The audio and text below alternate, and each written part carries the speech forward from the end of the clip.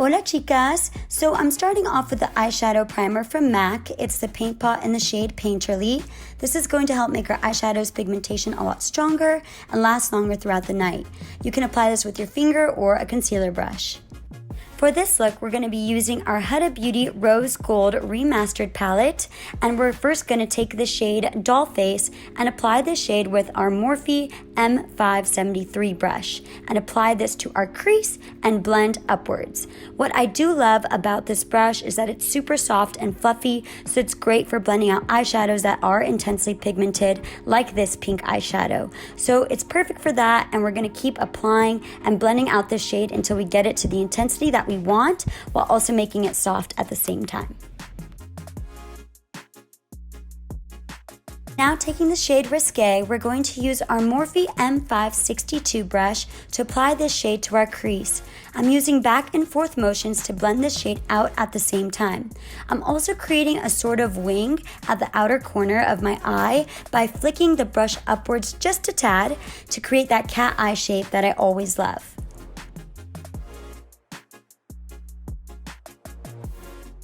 I'm now going to use this Shape Tape Concealer from Tarte Cosmetics in the shade Porcelain Beige to create a cut crease and give myself a new blank canvas. I'm going to dab just a bit on my lid and use my MAC Cosmetics 195 brush to carve out the crease. So I'm going to spread this concealer across my lid and stop right at the crease. For this part, it's best to work slowly so that you can be as precise as possible.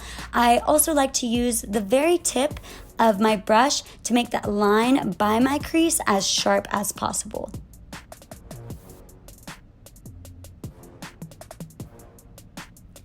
For this look, I'm going to extend my cut crease all the way to the outer corner of my eye and flick upwards to create a wing. We're now going to take the shade Risque and reapply this to our crease to re-intensify the pigment. Next, we're taking the shade Pink Diamond and are going to apply this across the lid with our finger, since the oil from your finger actually helps intensify shimmers. I'm also going to take my Morphe M124 brush and dab just a bit more pigment to make things a little bit more precise.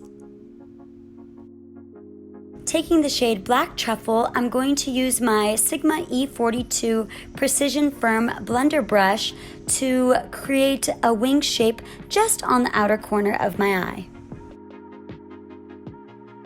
Now taking the shade Man Eater, I'm taking my Morphe M506 brush and applying this shade over the shade Risque and focusing it more on the outer corner of the eye, and then sweeping a bit of it over the rest of my crease.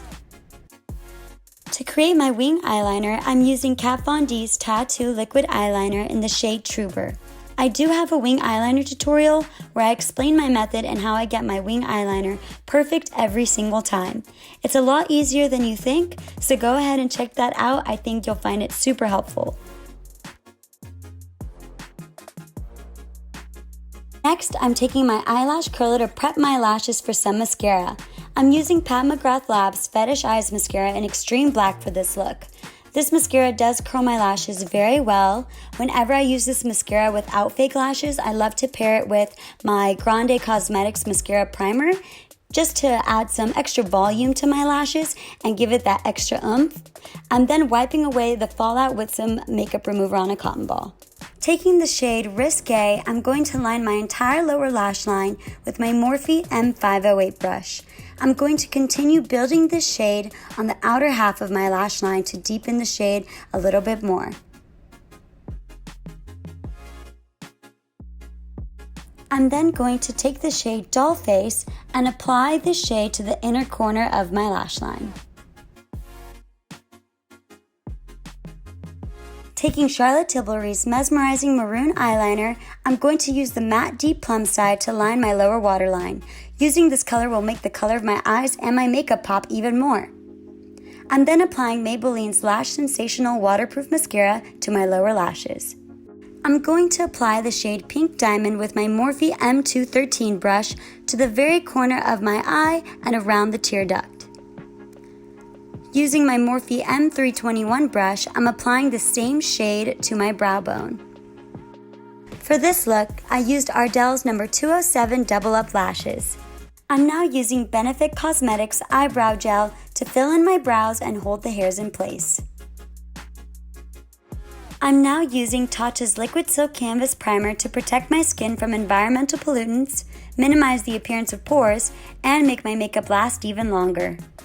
To give my look a little extra highlight, I'm using Becca Cosmetics Ignite Liquid Highlighter in the shade Creativity. I'm applying this along my cheekbones and temples with my fingers, but you're also welcome to use a beauty blender. For foundation, I'll be using Armani Beauty's Luminous Silk Foundation, which gives an absolutely flawless medium coverage finish. It's buildable, covers imperfections, while also still looking very natural on the skin. Another thing I love about it is that it's super long lasting. You can use a beauty blender or a foundation brush to apply this foundation if you'd like, but I find it easiest to blend with my fingers. Next, I'll be applying Armani Beauty's Power Fabric Concealer under my eyes, on and around my nose, and over any imperfections.